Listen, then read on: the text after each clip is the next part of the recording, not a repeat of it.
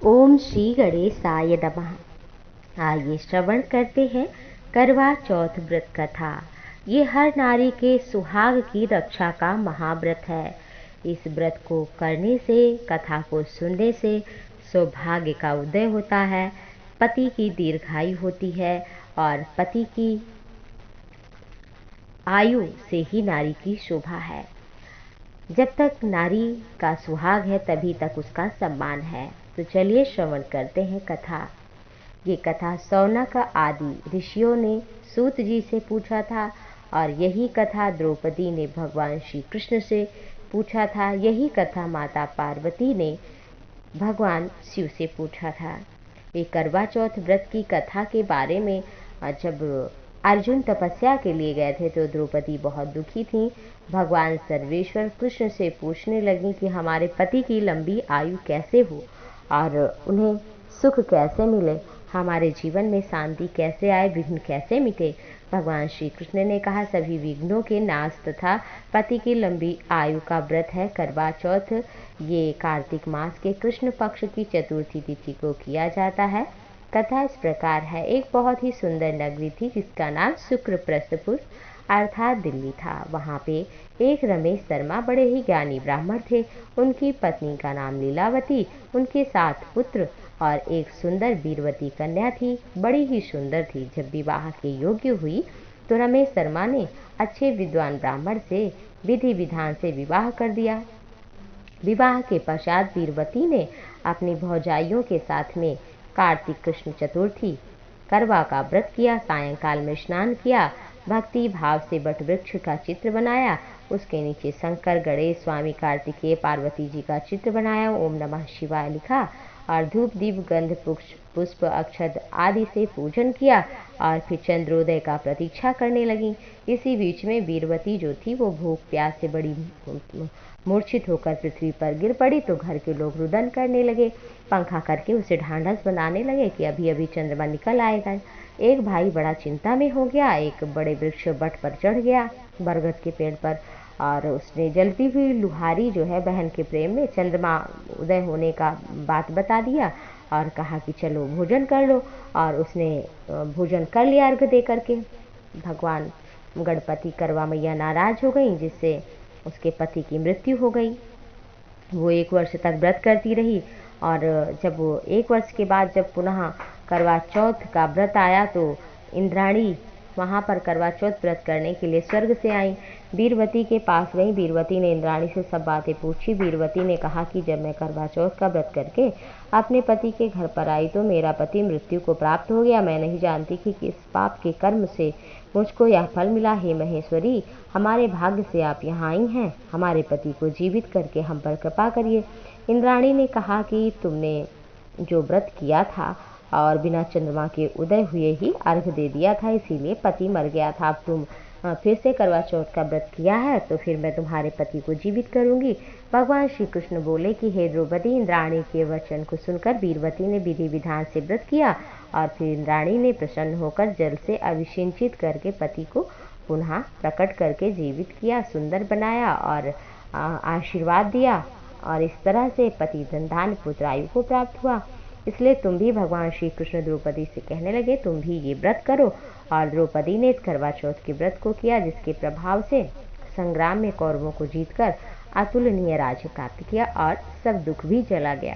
दूसरी कथा इस तरह है। एक साहूकार के 7 पुत्र और एक पुत्री और सेठानी जो थी उनके सहित बहू बेटी सभी ने करवा चौथ का व्रत किया। रात्रि को साहूकार के लड़के भोजन करने लगे तो बहन से कहा चलो भोजन कर लो। बहन ने कहा भैया अभी चांद कहाँ निकला है जो भोजन कर ले। बहन की बात सुनकर के भाइयों ने नगर से बाहर जाकर अग्नि जलाई और चलनी से प्रकाश दिखाते हुए कहा कि बहन चांद निकल आया, भोजन कर लो। उसने भाभियों से कहा, भाभियों ने कहा कि हम तो अभी नहीं करेंगे, तुम्हारे भाई शायद धोखा दे रहे हैं, लेकिन उसे अपने भाई के बात पर विश्वास था। उसने अर्घ दे करके भोजन कर लिया। इससे गणपति जी नाराज हो गए। उसके बाद पति सख्त बीमार हुआ, जो कुछ था वो बीमारी में लगा।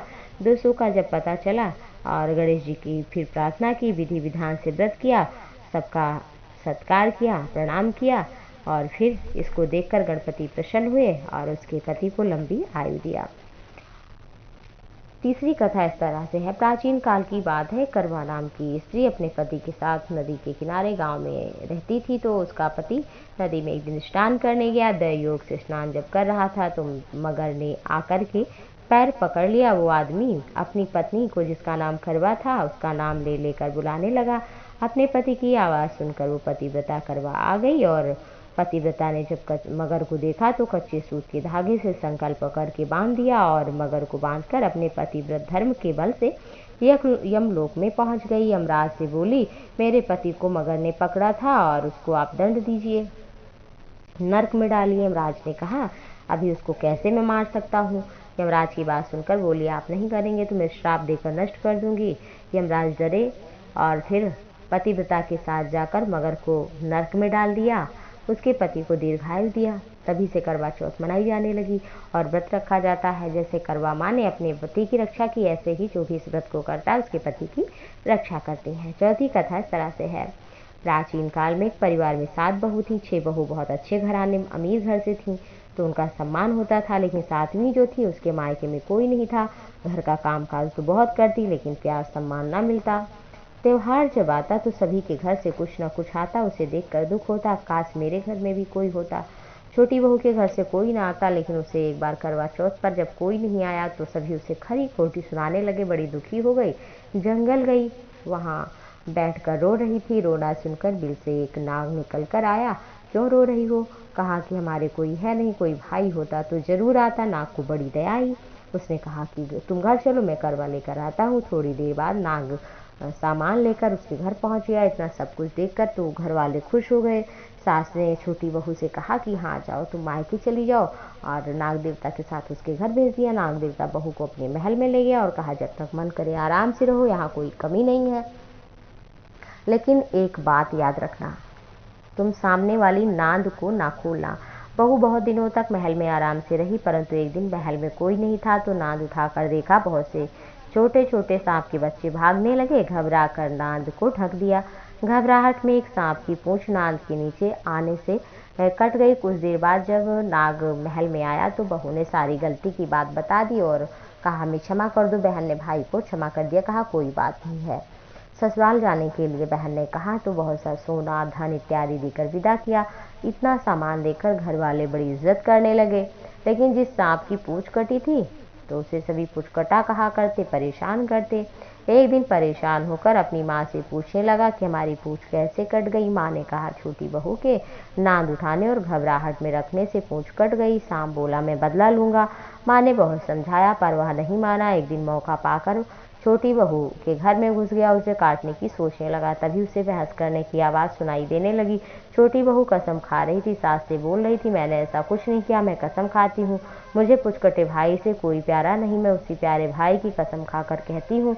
पुचकटे ने सोचा कि मुझे बड़ा प्यार करती है, मैं उसे काटने आया हूँ, ऐसी प्यारी बहन से कैसे बदला लूँ, और चुपचाप घर वापस चला गया। तभी से पुचकटा अपनी बहन छोटी बहू के लिए हर वर्ष के चौथे दिन करवा लेकर के जाता। बहन बड़े प्यार से करवा चौथ का व्रत करती।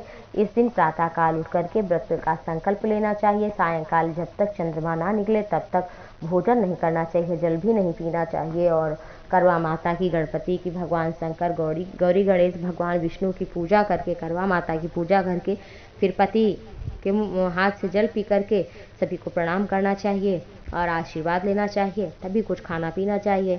इस दिन कुछ कार्य हैं जो वर्जित माने जाते हैं, जैसे कि दिन में सोना और मांसाहार, लहसुन प्याज खाना। इस दिन निंदा स्तुति करना, ईर्ष्या द्वेष करना, प्रणाम न करना किसी को ईर्ष्याभिमान के कारण। साथ ही साथ इस दिन सफ़ेद रंग की चीज़ें ना पहनना चाहिए, काले रंग की चीज़ें भी नहीं पहनना चाहिए, ना काले रंग की और सफ़ेद रंग की चीज़ों का दान भी नहीं करना चाहिए। इस दिन हर नारी को पति की इच्छा भी पूरा करना चाहिए। पूजा के पश्चात जो भी वो कहे वो सारी इच्छा उसकी पूर्ण करना चाहिए। पति को भी चाहिए कि पत्नी के लिए छोटा ही सही, जिस योग्य हो वो, जितना उसके पास धन हो उस हिसाब से उसके लिए कोई ना कोई उपहार लेकर आए। इस दिन चूड़ी, बिंदी इत्यादि कूड़ेदान में नहीं फेंकना चाहिए। इस दिन दही है, चावल है, इस तरह की चीज़ें जो सफ़ेद है उनका दान बिल्कुल नहीं करना चाहिए। इस दिन किसी से द्वेष नहीं करना चाहिए, इत्यादि धर्मों का पालन करना चाहिए। कुछ ये नियम है। तो आप सभी के पति की आयु लंबी हो और आपके घर में जीवन में खुशहाली, धन, धान्य, सुख समृद्धि की वृद्धि हो। इसी शुभकामना के साथ में आप सभी के लिए बस यही प्रार्थना है कि आपकी जोड़ी बनी रहे। और नारी की शोभा तभी तक है जब तक उसका पति उसके साथ है। नारी जैसे कि एक शरीर है, उसमें जब तक प्राण है तभी तक वो शोभा को प्राप्त होता है, ऐसे ही जब तक नारी का पति है तभी तक वो शोभा को प्राप्त होती है। जैसे नदी जल के बिना शोभा नहीं प्राप्त करती है, जैसे हरियाली के बिना वृक्ष शोभा नहीं प्राप्त करता है, ऐसे ही एक नारी अपने पति के बिना शोभा को नहीं प्राप्त होती। तो आप सभी का जीवन खुशियों से भरा रहे। जय मां करवा, जय श्री गणेश। कर्पूर गौरम करुणावतारम संसार सारम भुजगेंद्रहारम सदा वसंतम हृदयारविंदे भवम भवानी सहितम नमामि।